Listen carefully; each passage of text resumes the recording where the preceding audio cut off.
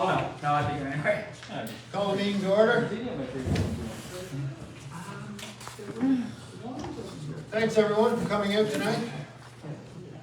Please be aware, RMB Council meetings are live streamed to facebook.com/Belfast PEI. Live stream comments are not monitored in real time during the council meeting. Visitors, remember to please sign in at the door.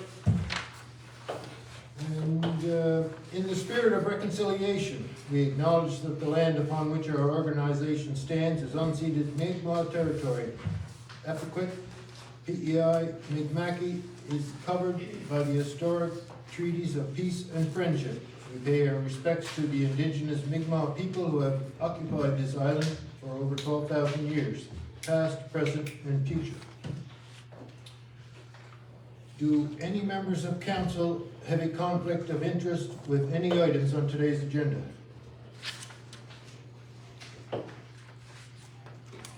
Okay. Is there any other suggested items for today's meeting? I have one, that was the BCDC update. Keir provided me with one. Okay. Jim has something? Well, I'd like just to have a conversation about a comment that the executive director of the Federation Municipalities made about, he felt that there should be some kind of a provincial levy should be assessing if all municipalities are against properties to help pay for recreation facilities in the larger centers. Okay. That'll be on item 14. That was FPIM that made the comments? Who's that? That executive director, Sate is his name?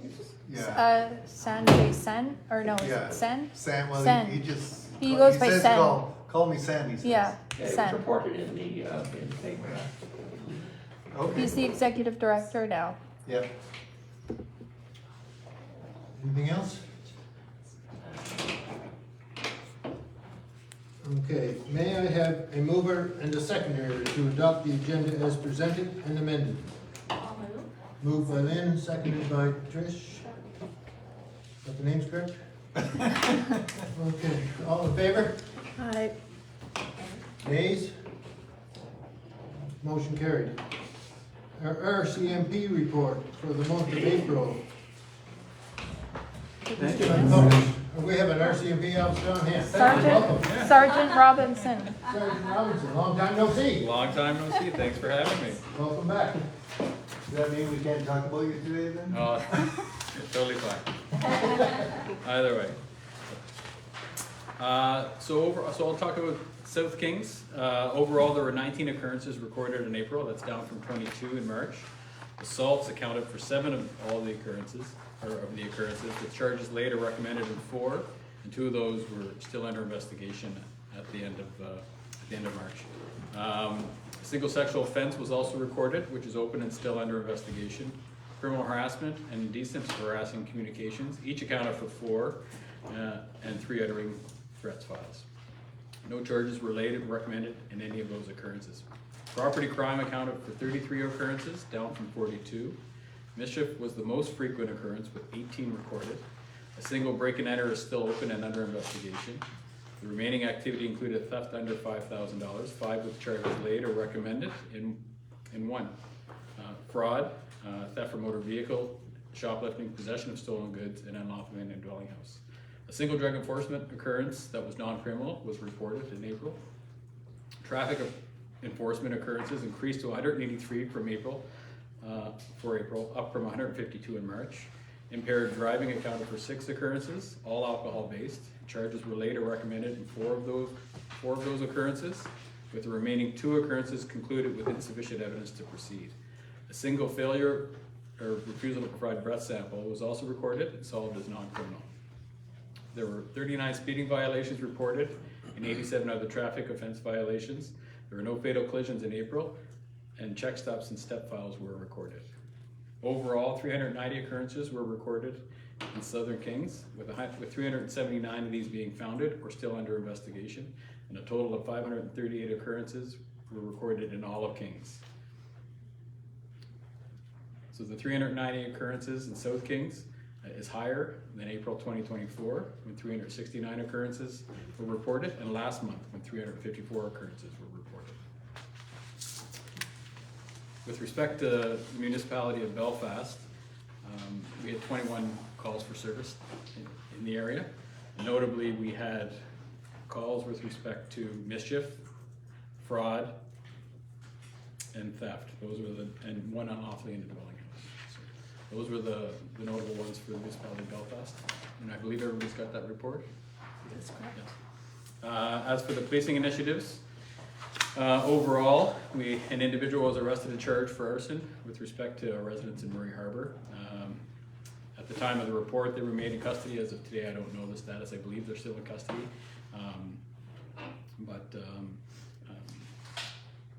And King's members also performed 3 curfew checks, arrested 2 individuals on outstanding warrants, and monitored 3 people released after incarceration. We do proactive visits to people that are being released from prison to make sure that they're aware of their conditions and know that we want them to transition back into the community well. So, and we partner with the parole board to monitor 3 subjects in the community or provide disclosure to assist with their decisions. King's RCMP also began efforts to participate in the Surrey Regatta Festival schedule. We also received the invite for the July and August Thursday night car show. So I hope that you'll see some of us at those events. I'll certainly participate. Is that like hot RCMP cars that are gonna be? We don't have one. No, We might be able to get a loaner, an antique loaner that we have in our community policing. That'd be good. Wouldn't, so I'll make some inquiries. Okay. But we're making efforts to participate in the Surrey Regatta Festival and attend a ceremony to unveil a statue for fishers lost at sea in Murray Harbor in May. In addition to having attended Ringette and Montague, completing school visits and hosting RCMP recruiting talks in the King's District. Members also provided with training in emergency medical response, intelligence collection, crisis negotiation, peer-to-peer support, and supervision. As for traffic enforcement, we did 13 check stops, and they were completed in Glen William, New Perth, Watervale, Montague, Surrey, Vernon Bridge, Georgetown, Murray River, Fiskard West, Murray River, Roseneath, and Baldwin Road. Hundreds of vehicles were checked during the check stops, and only minor traffic offenses were observed, ranging from verbal and written warnings to summary offense tickets. 6 specific traffic enforcement occurrences were completed: Main Street Montague, Princess Drive Montague, Route 3 from Pools Corner to Cherry Valley, and Route 3 from Pools Corner to Georgetown. Again, hundreds of vehicles were observed and assessed for speed and school bus safety, and during each effort, all vehicles were noted to be operating properly. And not in my report, but I'll comment on it. We have a newer member, Constable Campbell. I believe he was down in the community doing some inquiries. He learned a lot about the area. we gave him a lot of stories. He wrote up a 3-page report, so he put together a pretty good package. So I hope that you'll see him down here more, and I hope he'll bring some community projects to the area. I have a question on the traffic enforcement. It's increased up to 183 from 152. Is there a feeling that is that typical from last year for this time, seeing an increase in ferry traffic, or is this an increase on its own? Yeah, it's hard. It's just an increase on its own. I would say time of the year, increase on the own. It could be abilities of us. Like we were low in resources in the winter months, and now we're not. Same with traffic, the Burbage Traffic Unit. So, but I would expect the higher traffic flow and increased resources on the road. You'll see an increase, but I don't think there's an actual pattern that we can put it onto, right? So. Jim? I'm just kind of curious, is there a dedicated detective unit that is active down here, or, because I know you say a lot of things under investigation, or is that just done by the regular members of the force? Yeah, so all the members, all the resources in King's District, Montague and Surrey are uniformed personnel. We're called general duty, and we do a variety of investigations. Any of the serious investigations, you'll see specialized units, none of which exist in Kings, they all exist in Queens, that headquarters. We would have a major crime unit, a serious crime investigative unit, and the newly formed JET team, right, for mid-level drug trafficking. So if we have something that's beyond our capabilities, we would make a request to one of those units to participate, so, and which they do. We do see them out in this area assisting us. Actually, we did a search warrant in Lower Newton this morning, and we had police dog services assist us, and we also had a general investigator, or a serious crime unit assisting us as well. Newtown, Pardon me? it's Newtown. Oh, Newtown, sorry, Yeah, fine. sorry. The fraud that you talked about, is that the proliferation of calls and stuff that everybody seems to be getting, or is this specific for our area? Yeah, the ones we're seeing are typically the calls, the proactive online, the criminals that are reaching out to find the victim. That's typically what we're seeing. And they are challenging, so. My compliments on the job you're doing, by the way. Oh, thank you. It's nice to be able to see your reports back again. Is there a reason why it stopped, or you're allowed to divulge that? I'm just happy that the reports are being released again, and I'm glad that message was delivered. So we'll just take satisfaction in the fact that they're out there. They're back. Yeah. Okay, thank It's you. good it's good to see what's going on. We don't know that, right? Like, we have the report now, we know what's going on in the community. It's the numbers and percentages and facts, things, that's important. Good job. Thank you. It's nice to have you here. I'm happy to be here. Glad to be here. So. All right. Any other questions? Thank you so much. Thank you. Okay, public presentations, if any. Members of the public are offered 5 minutes to make a presentation to council. Council may or may not ask questions following the presentation. Sherry has requested. Sherry Pelkey, come on down. Representing BOG. So I just wanted to let you know of some of the upcoming events that we have, and which is open to all members of the community, and except for the first one, the other two will be on Saturdays. We've listened to our community, and Saturdays seem to be the best day. So anyway, so the first one, we have our annual general meeting coming up next Wednesday evening here at Wood Islands. It's at 7 p.m. And besides the business meeting, we have a special guest speaker, Dr. Emma Leducer. I hope I said that right. She's an associate professor of UPEI, cross-appointed with the biology department and the School of Climate Change and Adaptation.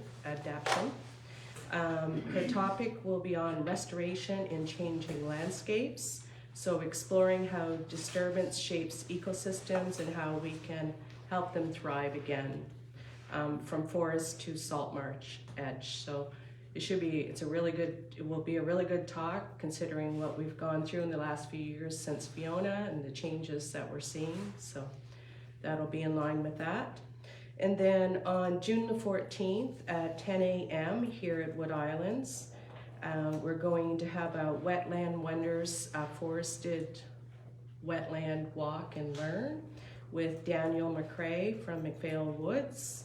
And so we'll learn all about the wetlands that we have out here, and it's open to everyone. And if anyone knows Daniel, it's guaranteed to be informative and fun.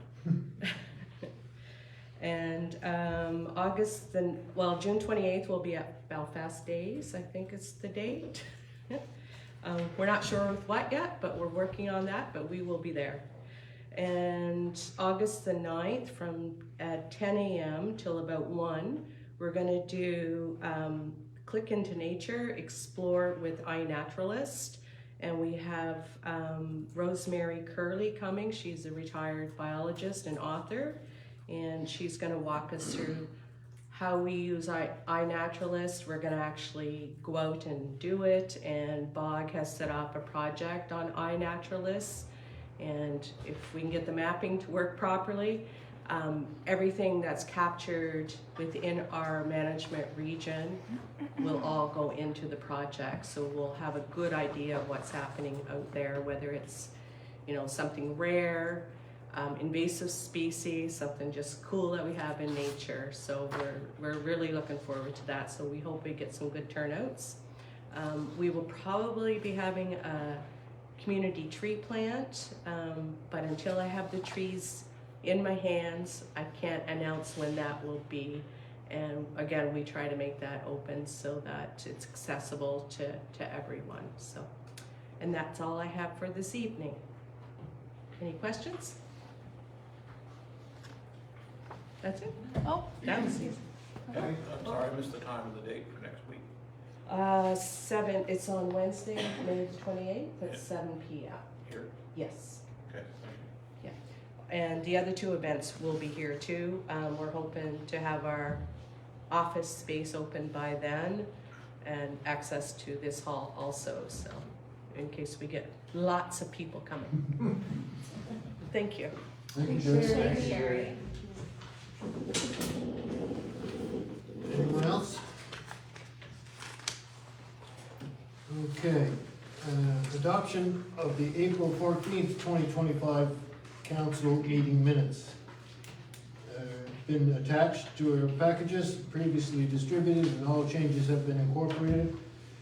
May I have a mover and a seconder to approve the minutes of the April 14th, 2025 council meeting as presented? Moved by Billy, seconded by Lynn. Thanks, Mike. All in favor? Nays? Motion carried.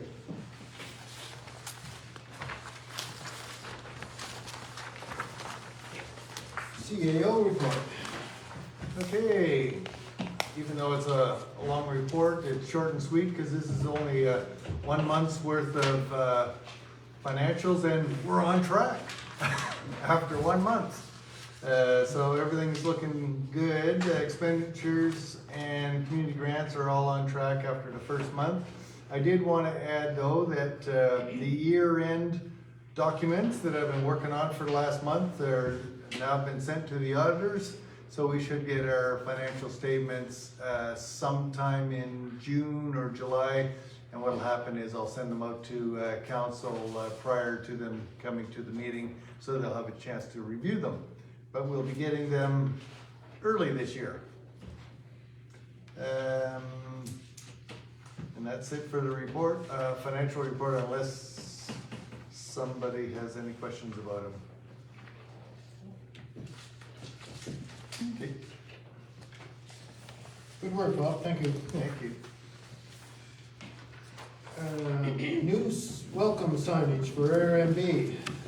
Yes, thank you. It was providential that we got a request from Deputy Mayor Lynn in regards to the new welcome signage. I had actually done some preliminary work before the budget, but when the budget came in where we were having to dip into our reserves, I decided not to bring it up. However, Lynn brought it up, and you will notice, okay, well, let me read it for the people at home. It says, in April of 2025, members of council expressed their interest in highway welcome signage for RMB. CAO Bob Brooks had already done some preliminary work on a suggested design. There's 2 design choices attached, as well as a possible suitable map placement, which is also attached. This was not an item within the fiscal year's budget. It was going to be brought forward for next year. However, it can now be accommodated. And actually, the reason it can be accommodated, you'll remember that after the budget, we were tasked to see if we could find some additional money. And then right after the budget was passed, we found out from Municipal Affairs that a new funding arrangement had been arrived at, and we were going to end up with an extra $15,000 this year that we didn't know about. However, so because of that, we will be able to absorb this project, if council wishes, into our budget. I know the document that you have was not filled in at the time. I was waiting for 2 quotes, and the 2 quotes basically came in just under $3,000. We would be working with highways. They specifically liked the materials where you use those square metal posts with all the holes in it. That's the system that they like to use. And if we went and used that system, that they would help us with the installation and the placement. And we far prefer that, because then we know that we're not gonna have to move them later because we did it wrong, because they're gonna help us put it where they say we can. We did have a conversation with them though about what the size could be. They preferred 5 by 3, and we said, well, our sign is 4 by 4, and they said, yeah, that's okay. So then we also would require authority from highways, so we'll need that decision today that you want to go ahead, so that we can get formal authority from highways. And like I said, the installation highways will assist with the installation. And in regards to how many are allowed, they said that any more than 3 is excessive, and when we showed them the map, that we said we need at least 4 to be able to, because those are the 4 main entrances to our municipality. It is a large municipality. They said they'd be okay with 4, but not more.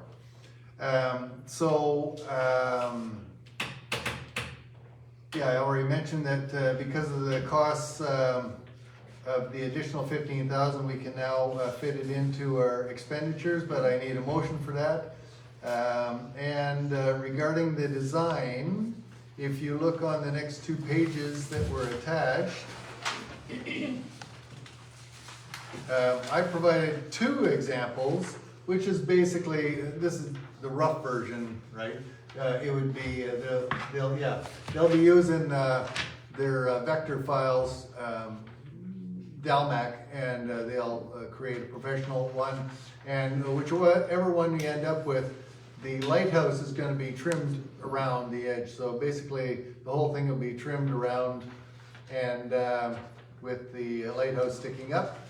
And that's basically the sign. Now, that's the RMB logo. And what is up to you guys is we provided 2 choices. One that says RMB welcomes you, established 1972. The other one just says welcome, established 1972. Those 2 suggestions came from, I did a Google search and looked up welcome signs for municipalities, and by far the ones that were easiest to read are the ones that are kept simple. There was one welcome sign that I saw, and you would basically have to stop your vehicle and take a magnifying glass and to see what it all said. Too much information? Yeah, way too much information. But the ones that really stood out from the highway as you're going at the speed limit, driving by, Mike's gone, so he didn't catch that. The ones that are easiest to read are kept very simple, right? So I provided those 2 suggestions. However, the floor is basically now open to council to see if you have any other suggestions that you like, or if you like the ones that are presented. This one, Lintz's, it's more centered and less busy, it's just yeah. simple. Not that welcomes you isn't an exclamation point, but I just like the central, Sure. the welcome. See, I'm opposite, I like welcomes you. Yeah, I like the welcomes you. Okay, just a second. Let me, first of all, We could it go sounds 2 like you, each. it sounds like you like the 2 choices. Oh, yeah. was there any other choice? The only other one that I've seen on some signs is open for business, Oh, but let's stick with two. Charlie, I think Did Jim you, has first, some. okay, go ahead, Did Jim. you investigate sign blasted signs? And the reason I'm asking is that when we did these signs, we were stuck with the same dilemma. So a painted sign, or do we go with something different? So those signs at the golf course are now 27 years old, and they have lasted that long. They look just like new even today. So, But what they do a process where they use a combination of rubber on some kind of a board that's about this thick. And they outline certain things on it, and they take the sandblaster, they blast around it. And then, so it actually digs into the sign about this deep. Yeah. And that's what we decided to go with, because we felt that if we went with a painted sign, we'd have to be in the business of having to repaint the thing every so often. okay, so what we did is we contacted Delmac. We had said, we specifically are looking for a highway welcome sign.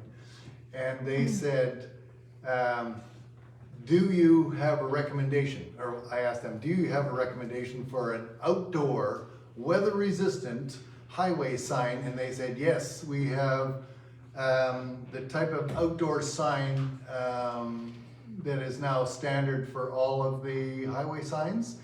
And I got a quote from them on those signs, which is what they said there. They said they highly recommend that. They're not only really easy to install, but they maintain forever. And I'll give you an example, as Jim talked about, some of the old signs were just coroplast signs. And those only last for about 7 to 10 years. These signs, they said, typically last from 20 to 30 years. So these signs that we're recommending are, we got the quotes from Delmac as to the standard highway sign. They're material. DOT approved. Yeah. As a matter of fact, that's exactly right. And so is it 3,000 per sign? No, 3,000 for all four? total project. Are they aluminum? Or?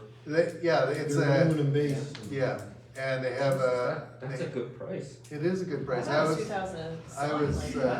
I was impressed. Wow. actually. Yeah, well, because they're doing 4 of them as well, then the price ended up.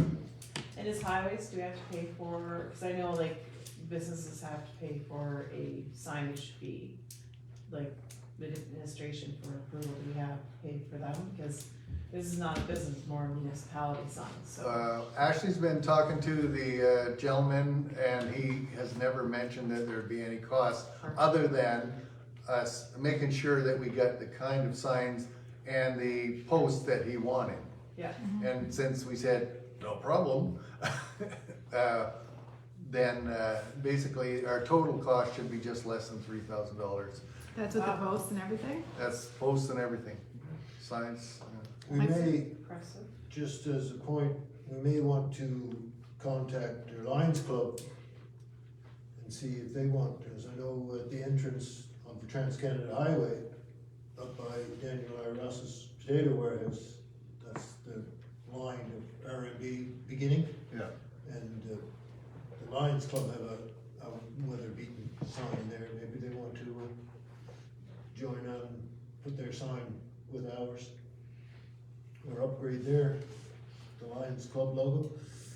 I don't know what you mean. Oh, you mean have them add their sign to our sign, our post? That's a good We- idea. We can check into that, but then because of the type of post that they're doing, it's merely some bolts that go on there. So if they decide to do that, Has to fit on our I think posts. it's just nailed to Yeah, a we- radio pole right now, or telephone. so then we have the ability, but we will check with highways to make sure that's allowed. Permissible? Yeah. I don't know who. And if you check the map before we finish that, we highlighted the 4 areas, which is basically the one coming off the ferry, the one from number 4 that enters our municipality, the 315 as you enter the municipality, and the Trans-Canada as you enter the municipality. So part of the approval, process with highways is to make sure that, they're put in a location that's allowed, because we can't just put them anywhere, and they have to be a certain distance, from the road.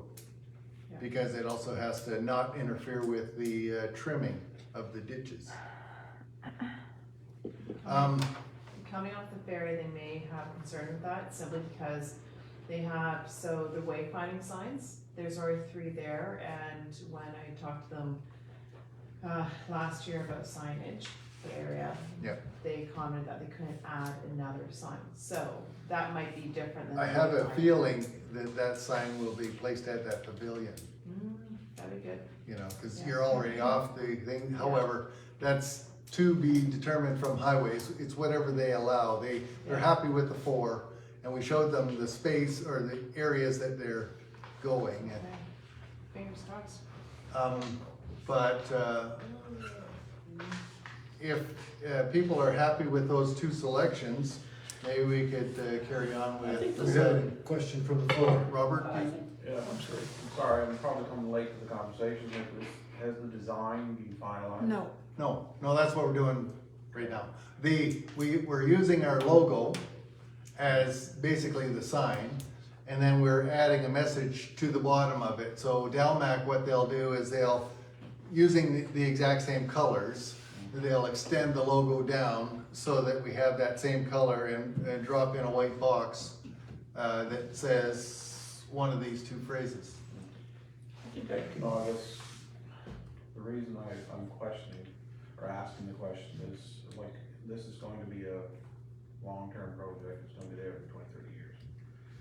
Rural municipality of Belfast, I see lighthouses, I see fishing boats, I don't see anything in relation to where Belfast came from on the sign. I know it's your logo, but this is something that's going out on the highway for tourists to use and come off, to try and get a brief understanding of what this community is all about and why they may want to stop. Like Belfast came from a conglomeration of, I don't know, 10 or 12 communities settled by people from Scotland many, many years ago. There's a lot of history here. I'm wondering if there's not some way of incorporating that, without getting too complicated. I'm not trying to complicate the issue, but I think we're missing something here in terms of promotion of what this community is all about, other than a lighthouse and fishing boat, and nothing against fishing in Canadian. Like, it's just, there's Actually, there's just to history. address that, for you, Robert, when we had our discussions in regards to the logo, we had that specific discussion of, and we looked at, well, first of all, we did a competition, and we asked people to look at our strategic plan about how, you know, how RMB is made up and when they were established, that sort of thing. And the winning logo incorporates the 2 lighthouses that we have, the fishing industry, and if you look in the background, the farming industry as well. Those were the 4 main pieces. And that logo ended up clearing the debate, or being approved by the debate, as probably a simple and a simple image of the municipality. And when we consider, when I was looking at a design for a highway sign, people are driving by at 100 kilometers an hour. Well, no, 90. Because they're doing the speed limit. Should be. So basically, the thing that's gonna jump out really is the lighthouse, the fishing boat, and RMB, and welcome. That's what's gonna jump out at 90 kilometers an hour. But more to say, you're now entering our municipality, which is the 3rd largest municipality on the island. So that's where this design came from. And we did have that discussion that you talked about when we accepted the logo to begin with. No, I get all that, it's just, you're putting signs out there now, and this is to promote the community, and it could be used in tourist brochures or whatever going forward. And I'm wondering if we're not missing an opportunity here to put some more information on the sign that people might say, well, geez, I should look at what, what the Scottish Heritage is doing in Belfast, or what the farming industry is doing in Belfast, or the golf, whatever. I don't know, I'm not a design person, but when I look at this, I'm wondering if you're not missing an opportunity, that's all. Well, there might be an opportunity that we could maybe put it out to the public to see if anybody's got ideas to add to this. And like one area where we could potentially make space to add is like, I don't think that we need RMB. I think that we could just do Rural Municipality of Belfast. Like RMB means something to us because it's our shorthand, but I don't think that it's necessarily something that's overly important necessarily for the people that pass through. It's a potential that if we worry that we want to like add something, but it will be too busy, there's an option that maybe we just use Rural Municipality of Belfast instead of the acronym.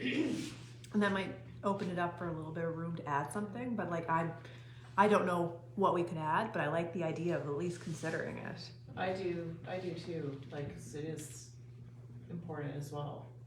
But how and what, that's where I'm also Lost. Yeah. How to do it, but we could ask the community if anybody has any ideas or if anybody wants to like throw in some. In 2021, it was asked, all the children in the school were asked what Belfast meant to them, and they all did images and pictures. Yeah. And so all the pictures were basically kind of represented in this. That's what happened at the time. And there was also public debate. Yes, it was. So you guys weren't on council at that time. So you didn't see all that. But this wasn't created by us. This was a project. It went out to the community. It went out to the children. This was a process. And I see what you're saying too. But back to the busyness of a sign, having too much on it. Like there's so much in every community. You can't put a symbol for everything. I mean, golf course, like there's stores, there's Arena. like I don't know, people driving by a sign aren't gonna be wondering why there's not a golf club in a corner. I'm not trying to say that, I'm just saying simple is probably good because we cannot incorporate everything everyone does on one sign. Part of our marketing plan has been to get our logo out there on everything, everywhere. That is our logo, RMB, Rural Municipality of Belfast. And so we've been promoting that in our Facebook sites and, all our advertising and. The city of Our Charlottetown marketing. has waves, Yeah. and that's the city. That's just an example of one. There's so much more happening in the city of Charlottetown than just the water or the harbor. So that's just an example of sometimes it's just really hard to incorporate everything in a sign. But this was put out at the time, like in 2021. I kind of go along with what Charlie said. R&B doesn't mean anything to anybody coming into the province, if that's what the idea is, to identify it. And even the thing rural, what about historic? Municipality of Belfast. And what about having, because we are a historic community, and we're represented by two things, by the thistle and by the shamrock, right? Those are the two founding peoples that were here. And as far as established in 1972, that doesn't mean anything to me. Cut off some of the words. Maybe add historic. And those two symbols Welcome, going two in the things. white part on either side of the welcome, maybe. Yeah. The And sort of forget about shamrock. the shamrock but maybe think about historic municipality of Belfast. Because we have been around for a long time. I guess Before you do that, Robert, the reason we use Rural Municipality of Belfast is that's because that's our actual name. It's not Belfast, it's our actual name with the MGA is Rural Municipality of Belfast. No, I'm with Charlie, like, me and Ackermans, we don't get along, cause I gotta think about it too much. And if you're driving down the road, you see R&B, yeah, great. What's the other side? Nothing. I mean, I think there's space there to do something. Established 1972. But I guess I'm trying to look forward a little bit on how this might be used for promotional purposes, to get people to actually stop and take a look at this and say, okay, well, there's a golf, I know we can't put everything on a sign, but there's a lot of history here, and I think there's a market there for that stuff. How do you get people to stop and say, well, what's this shamrock, what's this, well, I don't know. But something in there to identify with the history, more than just lighthouses and fishing boats, and take nothing away from those two things. They're important, but I think we're missing something by not identifying that there's more to Belfast than fishing and lighthouse. And maybe we need a slogan. But there's also ways of finding out what's in Belfast. There's one right below us, there's a tourism information center. There's information about everything in Belfast and our lighthouses. So if you're wanting to know what's going on in Belfast, there's ways of finding out. It's, I don't know, I'm just But if trying to keep it simple. If you're focused, if you're a tourist and your focus is on a history buff, well, there's nothing there that's gonna attract me. I gotta have something there that's gonna pique my interest, say, well, maybe I should stop there for a day, see what's going on with the Paul Cemetery, with the cemetery at the park, whatever.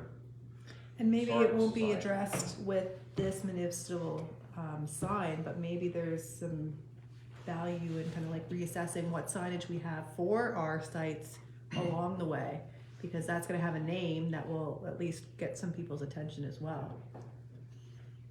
I don't want to drag it out, it's just the first thing that came to mind is, I think we're missing something here. That's what came to mind, missing the history side of the whole community, and it has a long history. I just wanted to mention one thing, in regards to this. Would council be okay with the associated costs at redesigning the logo at this point? Because there would be, if we were to add things to the logo, that would start costing the municipality money. Well, definitely, it needs to be something that we consider and have an idea. Right. We shouldn't say yes and not know that whether it's gonna be $200 or $2,000 for sure. So I think that, like, that's an important point, that if we are talking about changing it, now it could be that we change it extensively, or it could be that we ultimately decide just to change the placement of some words, which will change how much it costs. The, to Ashley's point, if I was to give Delmac instruction just to take out RMB, stretch out rural municipality, as long as you don't touch the artwork, because then they're not trying to redesign a logo. Yeah, that's not a good However, if all you're doing is changing what's inside the blue area, for example, saying rural municipality of Belfast, and then in some sort of white box say something that council likes, keeping with the idea that it should be very quick and simple, because people are driving by at 90 kilometers an hour. So they're only gonna see it for a moment. However, as Robert said, you may be able to use that sign for other promotional stuff that you do. So, But we I can don't also- think the cost will be affected as long as you don't touch the artwork. But if you just change the wording in the blue somehow, that shouldn't cost us. An online comment is Scottish and Irish history is island-wide and not just Belfast specific. The other thing that, so the sign's going up, we're going to have like the metal arms. Yep. Right? We should go back to highways, because highways has the wayfinding signs with the symbols. And there goes the pen. And what if you've got, your sign, and then, below the sign, and they may actually take up the symbols and be able to put them down underneath. So I've seen that done elsewhere in the country, where you've got your sign and below is all the symbols on some of the items that are actually occurring within the municipality. I think there's one right here. So I'm not going crazy. Symbol of the campground or the Yeah, the tents and. campground. Right, but like all the stuff, so Yeah. instead of just in that area, like all of them in one thing. We, like Ashley's going to be going back to highways to find out if we can add the Lions Club, we could, in the same question, we could ask them if we had a row of symbols that we wanted to put in a separate sign. It's I love. Of course, now It's really nice. now your costs are gonna be more. Maybe we need to Yeah, look but at that. probably not extraordinary. No, probably another $1,000. They might just be able to provide those ones though, cause they stock. No, them, it's the you know. sign, you gotta Yeah. create the sign. No, but the Symbol. The highway act. the highway ones, Yeah. they actually have those, right? Oh, Cause I there see. is one here already. Yeah, they're $60 a year. Sorry, 100, I think the first one's 120 and $60 a Oh, year. there's an But- ongoing, Yeah, it's an ongoing fee for businesses, oh, but that could be very different, so that'd be a conversation. Okay, Yeah. I will. I check just into think, that. you know, everything being said, this sign is we're in Belfast now. It's not people pulling over, seeing what's included in the next few kilometers. It's a welcome to the community sign. It's a point of entry. maybe a way It's to, not a tourist stop to show what's being in the community. maybe a way to decide how we move forward is we take a vote, if we have consensus that we should pick one of these first. And if we don't have a consensus to pick one of those, then we could go further. If we do have a consensus, then we can pick one of those. Does that work for everybody? Yeah. They're both similar, so either or really, like it's, yeah, I'm okay with either Okay, one. show of hands for our sign that just says welcome. Post is the only one, but I don't really care. Doesn't really matter to me. Show of hands. Okay, welcome's you? Okay. So we don't have enough either way. No. So it sounds like people want to go on to something additional. What we could do is find out from highways what we're allowed to do. And then we can let you know by email and also get you to think about what suggestions you want to bring forward. I would recommend that you don't touch the artwork portion. If you only do something in the blue below, that should, if we have to go and redesign the logo, then you have to spend the money for the logo, and then you have to spend, anyway. I really like the idea of maybe being able to get some of those wayfinder symbols that Yeah. are not on the sign, because then we can still get all 4 signs identical. Yeah. And cause like really, Mhm. potentially, when we're looking at like kind of like getting the attention of the tourists, it's definitely gonna be the one for the people coming off the ferries, people coming in from Montague might not necessarily need to have that.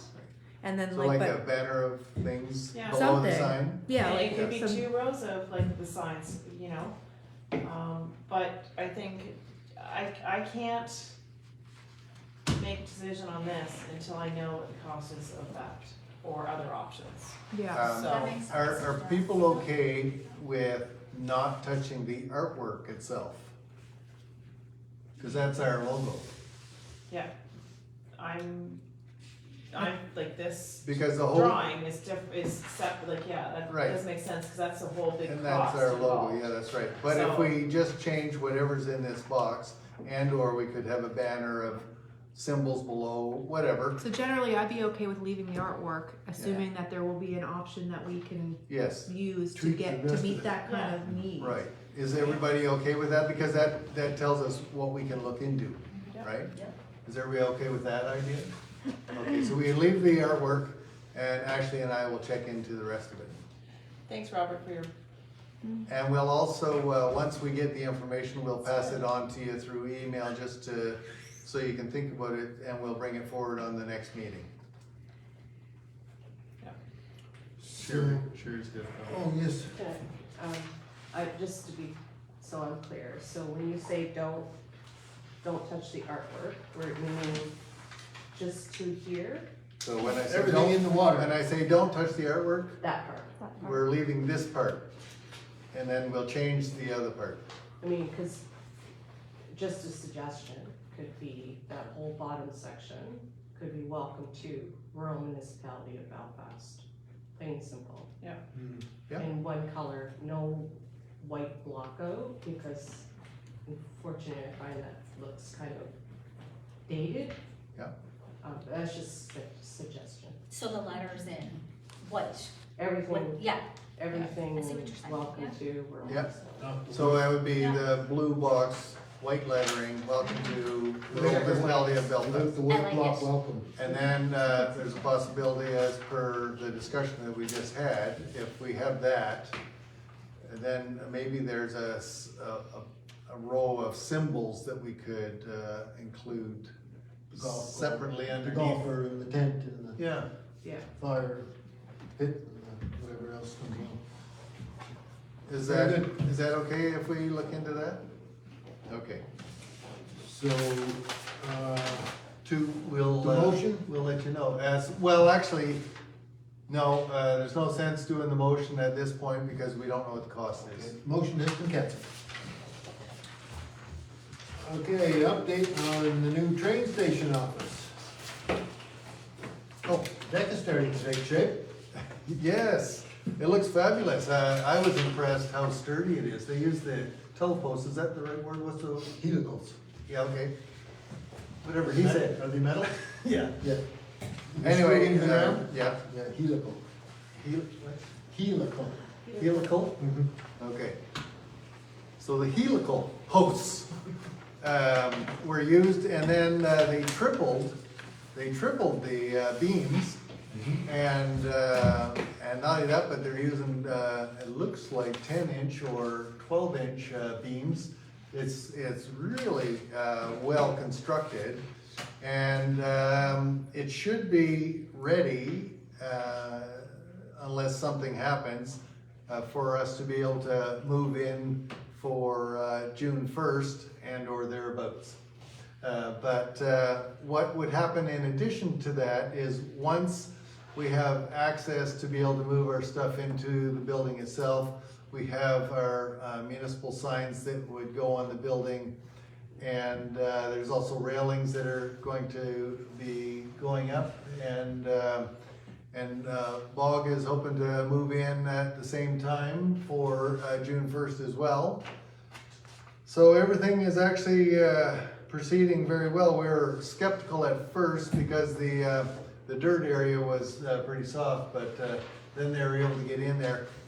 Once that deck is complete, what's going to happen in the summer is that will be landscaped around there, and there'll be a connection from this accessible sidewalk to the accessible deck.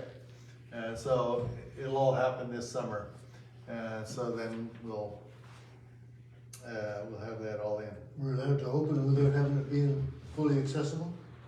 No, we can't open until the deck is ready.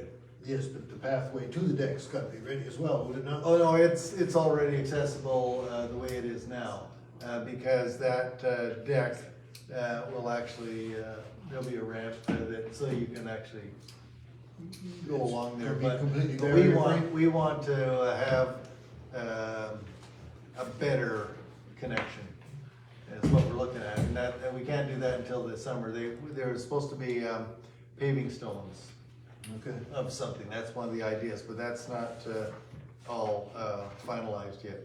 But there will be a good connection from the accessible boardwalk that we have now to the accessible deck. Okay, very well. New Canada Community Building Fund cycle. You up to Bob? One more? Sure.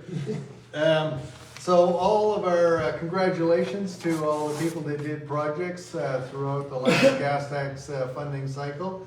It's now called the Canada Community Building Fund instead of gas tax. But all the projects from the previous 2019 to 2024 cycle have now been completed.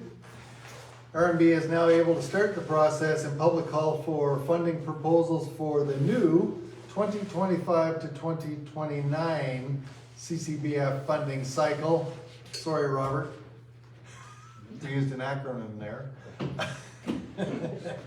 The new Canada Community Building Fund cycle This cycle, RMB is eligible to apply for approximately $350,000, and that's to be confirmed by the Infrastructure Secretariat, because we had some dollars left over from the previous, as well as what's being proposed, so we'll get that exact number from Infrastructure Secretariat, but suffice it to say it's somewhere around $350,000 over 5 years. The first step in the process is for the CCBF committee to meet and go over the parameters of the program as laid out by Infrastructure Secretariat. And the CCBF funding specifically gives municipalities first preference. In the last cycle that we had for the gas tax monies, we had said, is there any projects that RMB wanted to do? And they said, no, we're just gonna give it out to the community and open it up for proposals. So that's what we did, which is similar to what happened in the gas tax program before then. RMB did take some. Oh, yeah, For a yeah, project. you're absolutely correct. We took some out for the business plan thing that was mandated by the Municipal Government Act, which the government later canceled. However, that said, in our strategic plan discussions that we had a couple of years ago, there was some discussion that maybe during the next cycle, maybe the council might want to look into a couple projects that they might want to do. Like I said, Infrastructure Secretariat gives our municipality first priority before they'll look at anyone else. Because that's what the money's for, it's for municipalities. However, during the strategic plan discussions, ideas that were suggested were a possible splash park.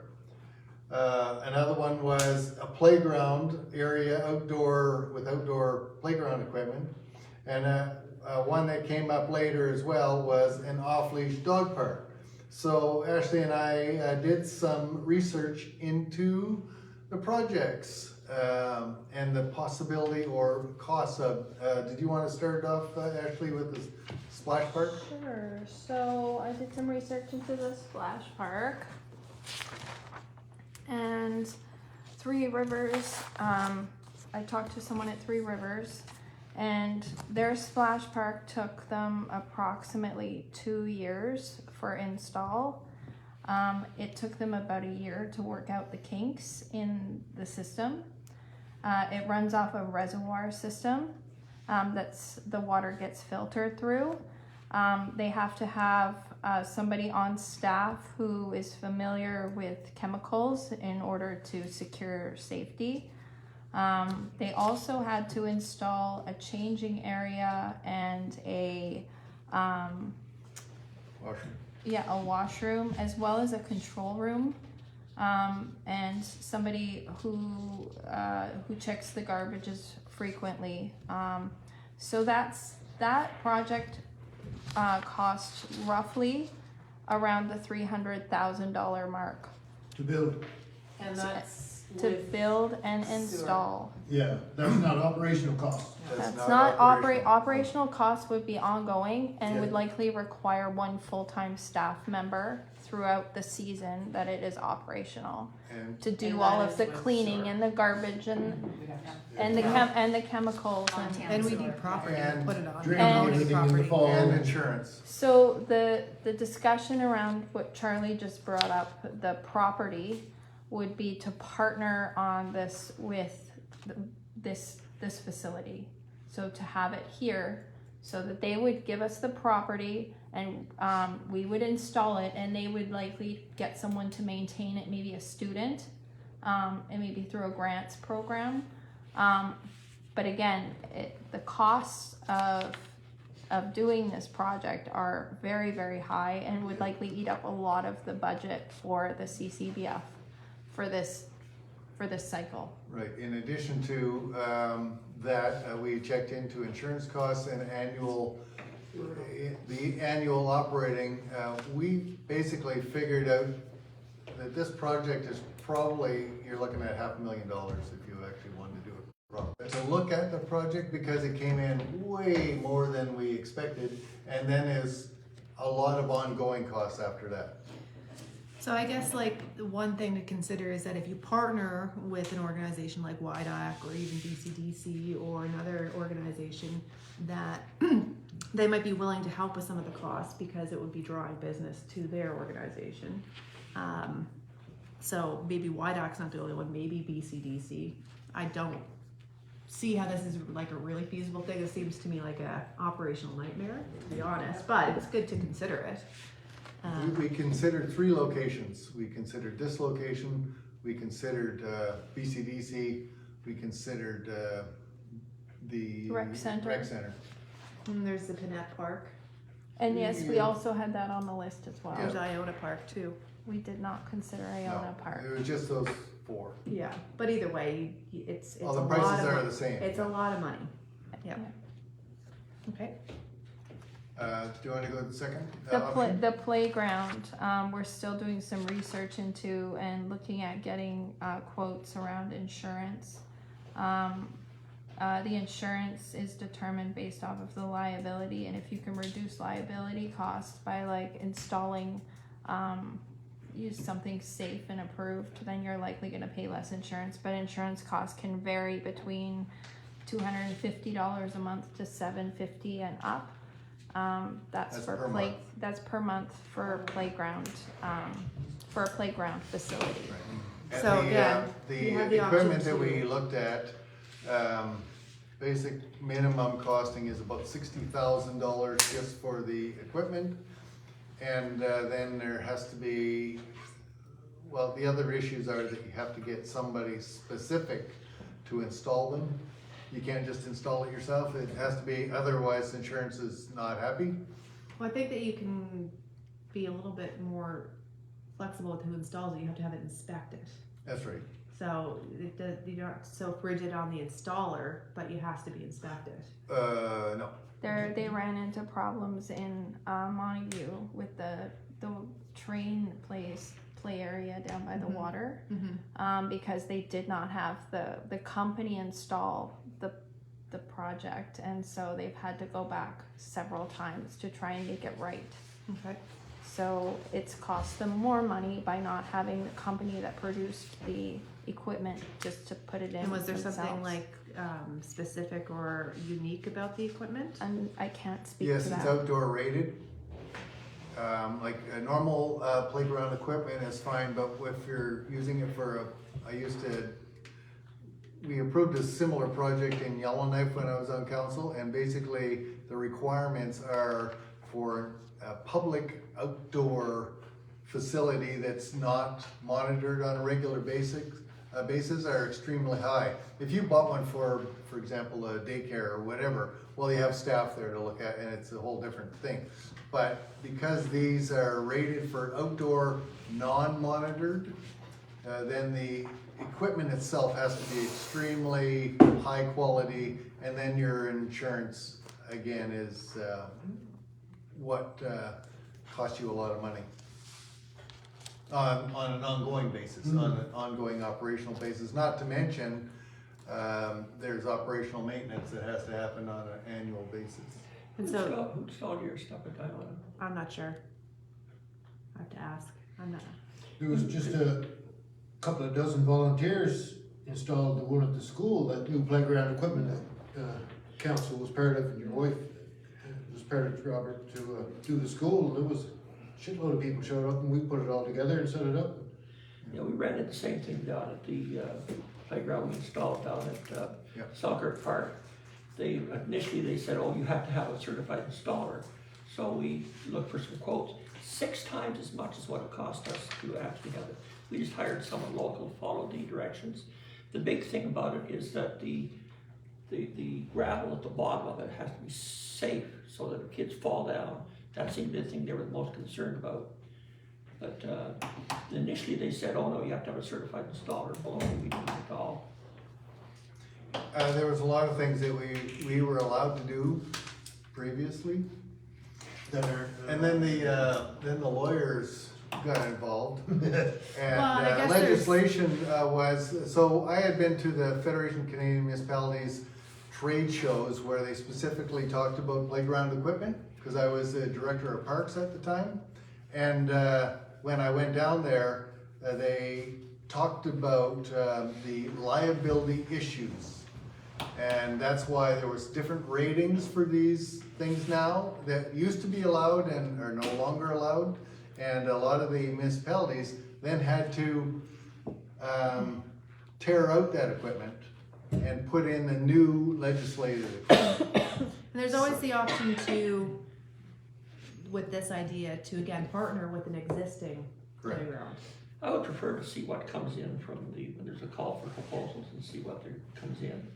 And if there's nothing that seems to be suitable, then to explore municipality, but we're not really in the business. Well, of and getting then involved too, in that like stuff. also, you might get a group that applies, like they out of Park did, and they take on the responsibility of it. It's That's not right. the responsibility of the municipality or the liability of the And that's what municipality. we normally do. Mhm. However, I just wanted to let you know that you do have an option Yeah. to do your own project if you want. And maybe Ashley, you can touch on the last project.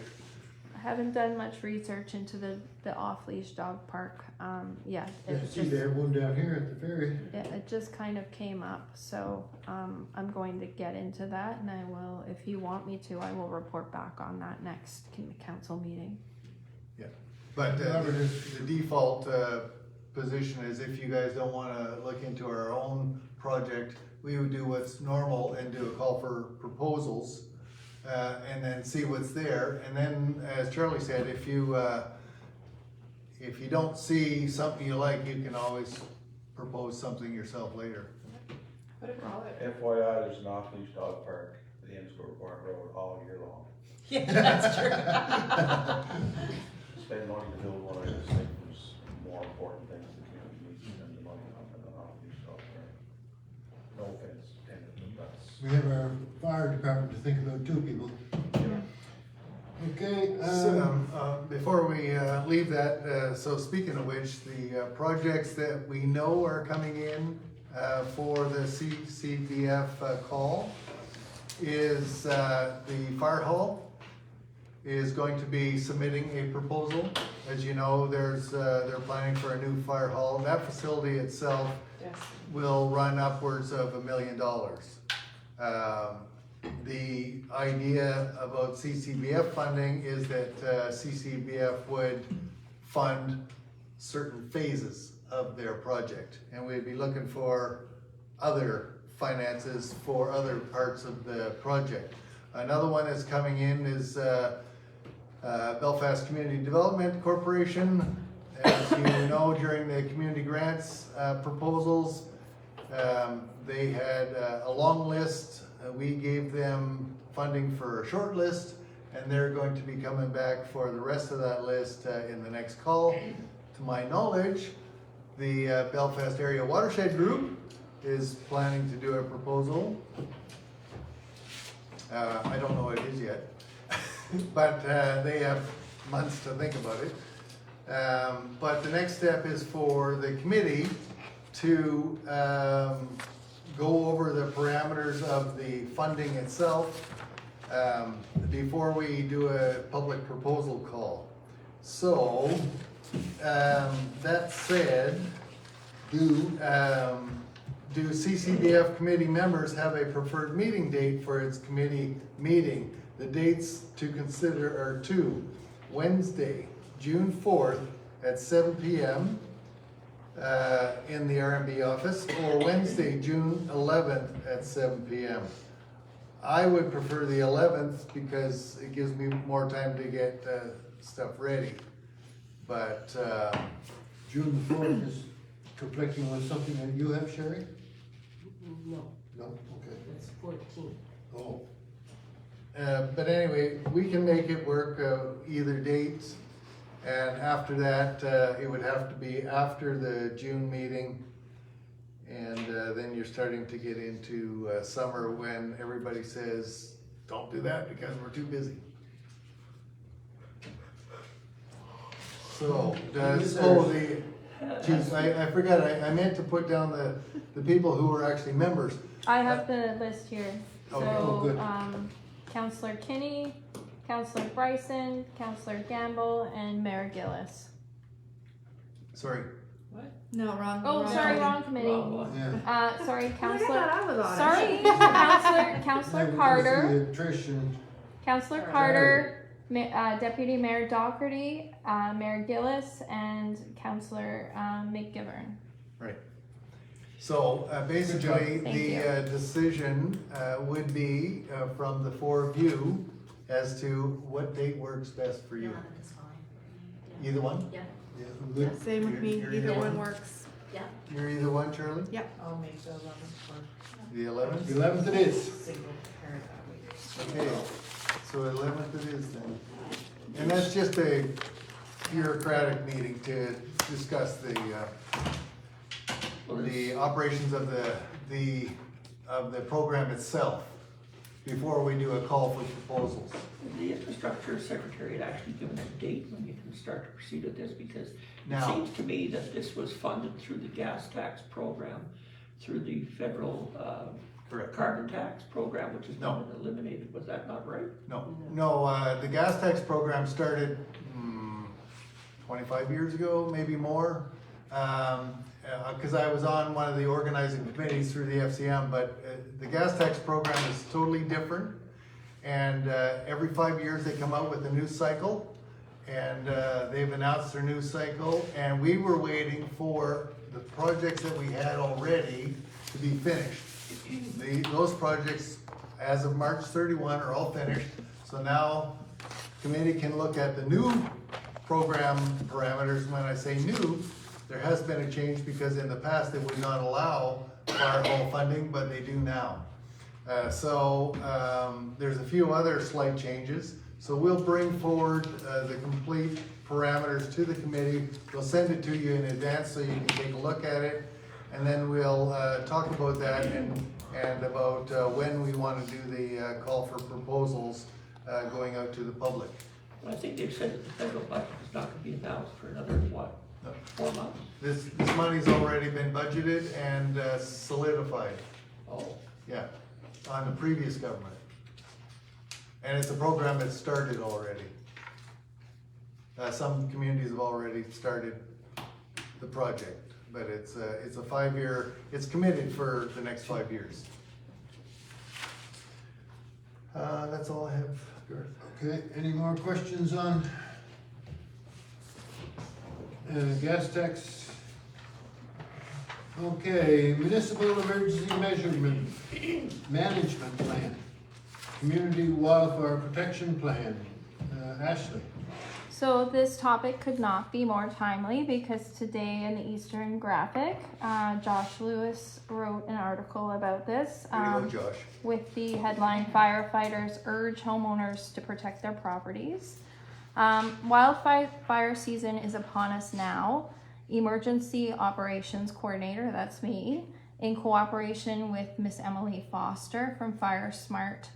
She's a coordinator there with PEI Forest, Fish, and Wildlife. Would like to host a meeting for RMB Council members on Wednesday, June 25th at 7 p.m. The Belfast Rural Fire Department has been invited, along with BOG, and the purpose of this meeting is to discuss our preparedness along with mitigation. So what this meeting is for, if you remember, last year we did the roundtable discussion and we did a hazard risk assessment plan with the province.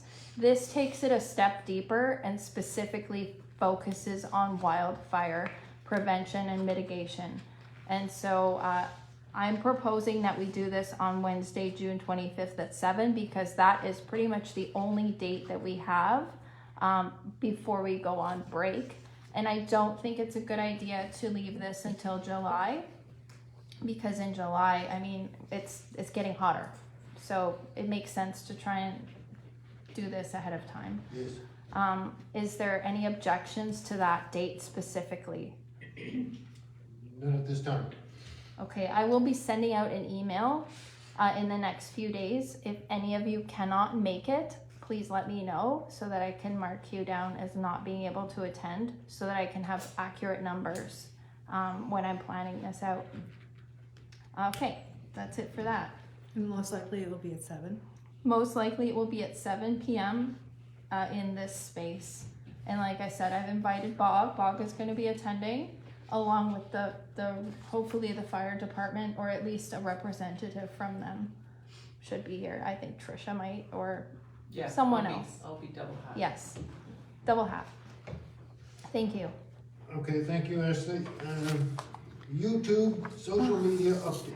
Okay, so as it turns out, RMB already had a YouTube channel, which How did that happen without your knowledge? well, I actually designed it late at night, and it actually had a couple of our Christmas holiday videos up on it already. Oh, right. So it was already there, but since I noticed it was there, I have elaborated on it and made it a little bit more professional.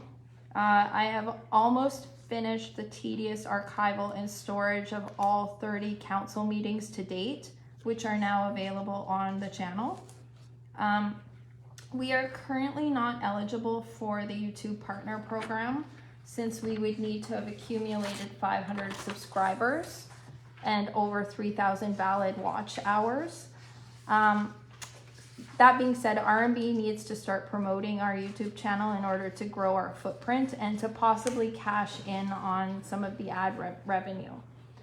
I've been thinking about ways to do this, and one of the ideas that I've had is maybe to create some small segments that introduce each of you, each council member, to the community.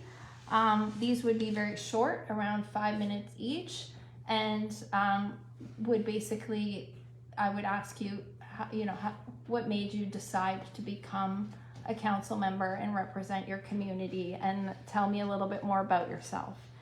Pretty straightforward, but I think it's a nice way for the community to get to know all of you. So these are not dance videos. What I really hope not. Dancing with stars. I really hope not. what was the threshold that we needed to meet? We 500 need to meet followers? 500 subscribers and Yeah. over 3,000 valid watch hours. For those that are not really YouTube savvy, Mm-hmm. can you explain what partner program is? The partner program is where, when we meet that criteria, ads, we would get invited to have ads play on our channel, almost like a commercial break, and then we would get revenue if people click on those links.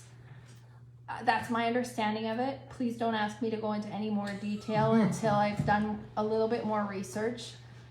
That's just my general understanding of how it works. I do know that we need 500 subscribers and 3,000 watch hours just to even be considered for the program. And I think that Doesn't the way take it very works long. now is that, like, we don't have any say about what YouTube puts on as ads, Right, and we don't get any money. If we meet this threshold, we might get a seat at the table, but that's right. because if you don't have a premium YouTube account, which you pay for, then you get ads. And so Yes, anybody that watches, exactly. yeah. Do we have any idea of understanding what kind of hours we achieved while we had our videos on YouTube? I mean, On Facebook, I have to look into it. Because it'd be interesting to find, like, if it turns out that, since we started doing Facebook, we would have met that, then maybe we just wait until we naturally achieve it as well. That's right, yeah. So I have to do a bit more research into that. I just wanted to give you a follow-up update based off of some of the things we talked about at the last meeting. And the real reason we wanted to get the YouTube up and running is so that we could archive all of our council meetings, which, thank you, Charlie, that helped with working with Ashley to get all the program to get that stuff up there. Yeah, thank you. No problem. But yeah, Ashley doing a fabulous job with the Facebook, and I think she has some ideas for the YouTube, which we'll keep bringing up to date for now. And I noticed that the YouTube symbol is now on our Yeah.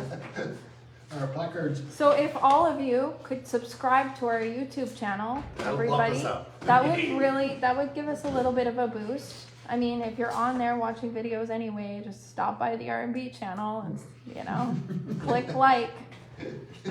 Subscribe, I'm sorry, subscribe. Yeah, cause that's different. Yeah, Facebook is like. Doing the Facebook is a like thing, but you actually, for YouTube, you actually have to subscribe, so. Correct. Okay. Okay, that's it for me. Okay, here we are, number 14, new business for the agenda. And first on board is Councillor Trish Carter. So doors open down east, blown away. It was embraced beyond my wildest thoughts. That weekend I saw numbers that were, Barry had 1,500 people. I had so many people in my shop that it was bursting at the seams and no spots on the driveway. Food vendors ran out of food. Nobody really foresaw how many people would come to this, and repeatedly during that whole weekend, and then I've received numerous messages afterwards of people saying how much fun they had and how much they enjoyed being able to go around to places that they didn't know exist or didn't feel comfortable just driving and opening up that store's door, and it allowed them to have a little bit of anonymity of that weekend of going in and being able to take a look at something that they're curious about but not feeling tied that they have to engage or make a purchase. I've had people reach out to me that were on the fence and just we're just going to sit out this year. We'll look at next year if you have it again. And they've already reached out saying we want in next year. And I haven't even really, I wasn't given the option. It's been made clear to me that I am doing this next year. And you know what? I'm thrilled. We've looked at some of the hurdles and wrinkles, trying to get the program out there more, looking at a Facebook page.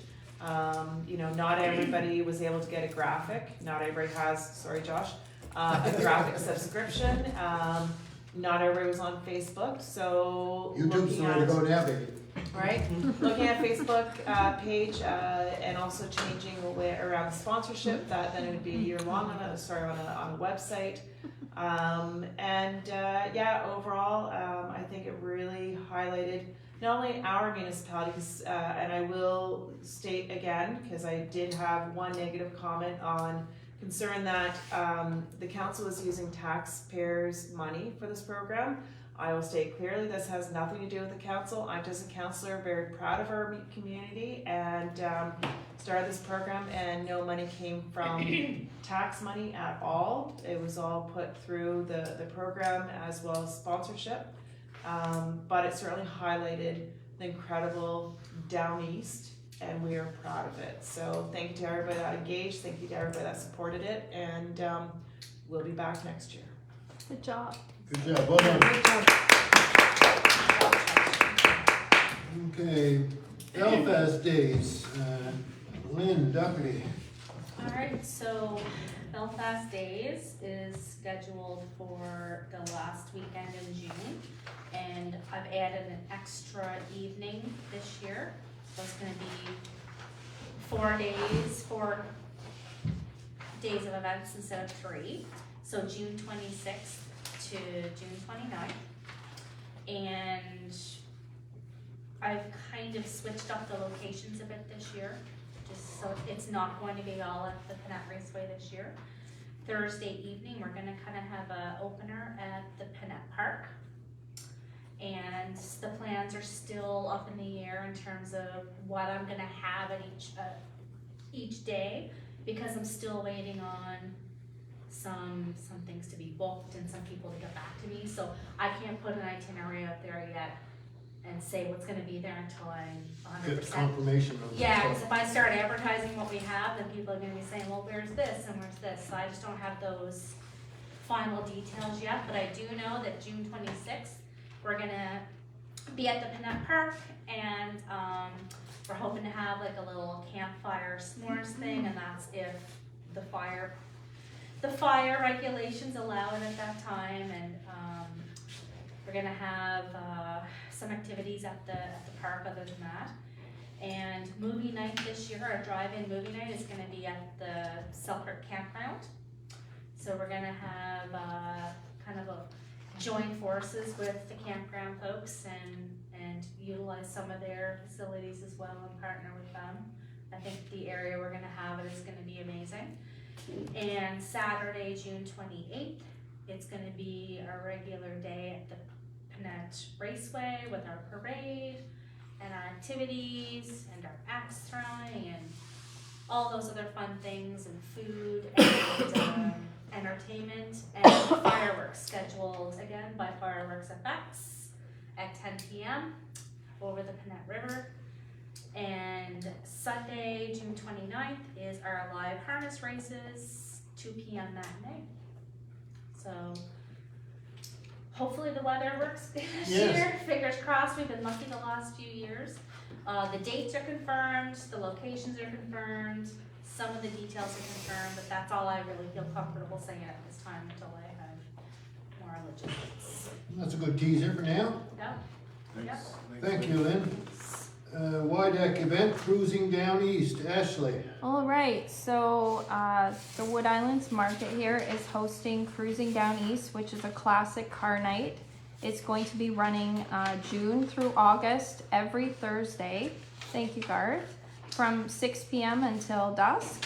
So Chef Caesar will be on site. The Sweet Company will also be open as well. There'll be 50-50 draw for weekly prizes, and it's a good opportunity to come out and bring a lawn chair and chat about cars. All vehicles are welcome, and that's looking like it's going to be a good time. So the first one starts Thursday, June 5th. The second event here in the hall is going to be Musicabilia, this is the third year running. That is going to be held on Saturday, June 14th. From 10 to 4. Vinyl records, CDs, cassettes, audio equipment, and more. Admission for that is $4. And vendor tables are $10. If you know of anybody who would like to sell some old vinyl records or anything audio related, please reach out to the Wood Islands and Area Development Corporation. There are still a few tables left, but they're filling up quickly. And that's all. Is there admission to the classic car? No, the classic car, there is that admission's free.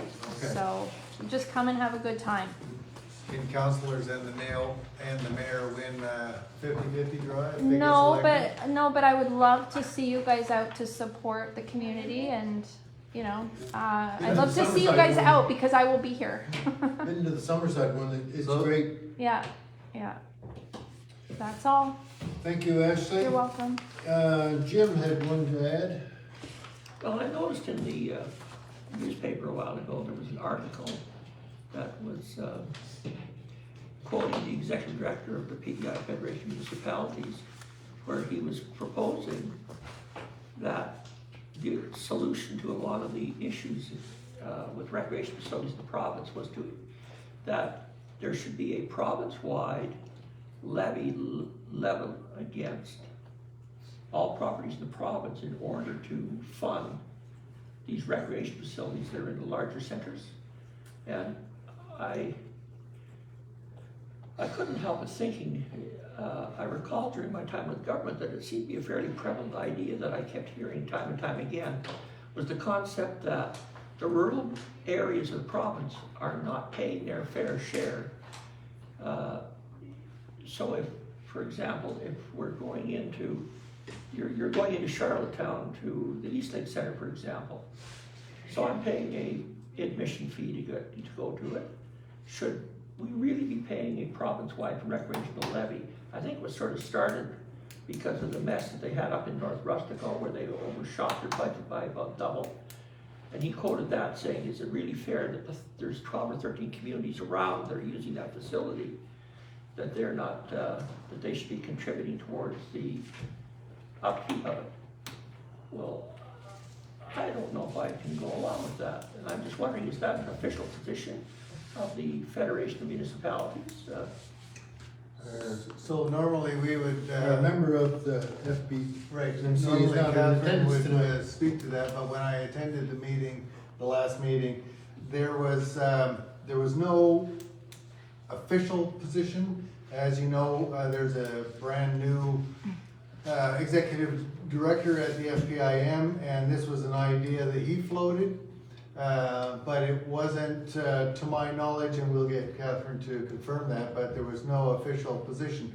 However, that same person brought up the suggestion as to why, the PEI government's municipalization of the island, looking at all the unincorporated communities, that's how annexation and amalgamation discussions happened, called municipal restructuring. That same argument was used, that they weren't, the unincorporated communities were not paying their fair share, so it was floated at that time.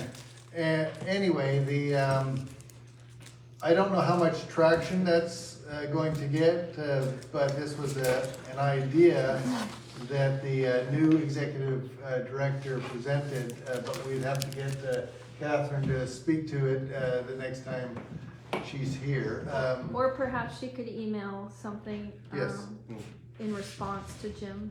Sure, we can reach out and see if she knows any more. Okay.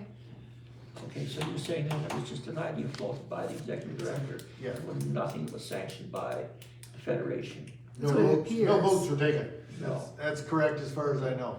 Okay, I know it was floating down here before when TCAP was underway, that the idea was floated at the time that the surrounding municipalities should have to help pay for it. Yeah. And it was a resounding, don't even think about it. Right. I expect that'll be the same resounding. Yeah. Okay. You're up. Jim? I'm up. Oh, yeah, okay, yes. BCDC update. Somebody? I received an update from BCDC, the Belfast Community Development Corporation. As you know, Keir had said that he wanted to try and attend our council meetings on a regular basis. And so he was planning to come tonight. He says, "Hi Bob, please pass on my regrets for this evening's meeting. I'll be in Halifax for a dance competition." No, not me, he says. He's lying. It's his daughter. He's a good dancer. Otherwise, he most definitely be at the next meeting. For an update, the golf course is progressing nicely. Best greens around. The campground is now open for the season, and work on the small pool has commenced. We have many more exciting announcements upcoming that I can review at the next meeting. We also had an excellent cleanup night at Panett Park last evening. Stay posted for more cleanup nights, and looking forward to seeing you all again soon. Keep up the great work. Feel free to share this brief update with everyone. Kind regards, Keir, Executive Director of BCDC.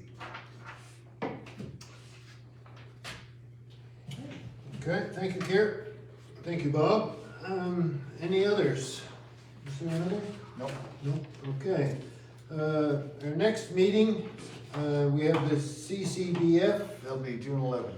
is, June 11th at 7, RMB office, Wood Islands Market. Our regular council meeting is for June, it'll be on Wednesday the 18th at 7, Wood Islands meeting, upstairs meeting hall, Wood Islands Market. And we have our emergency measures program wildfire meeting on Wednesday, June 25th, RMB office, Wood Islands Market. Actually, I think that's gonna It'll be be upstairs. upstairs. right? The Yeah. office is too small. So that'll be Okay. upstairs. So it's here in this upstairs meeting. And a regular council meeting for July. Per council approval meeting calendar, there is no regular council meeting scheduled for July. That's it. And if there is no further business, I move the meeting to end. Adjourn the meeting. Meeting adjourned. Thank you, everyone. 8:35. Goodbye, Facebook.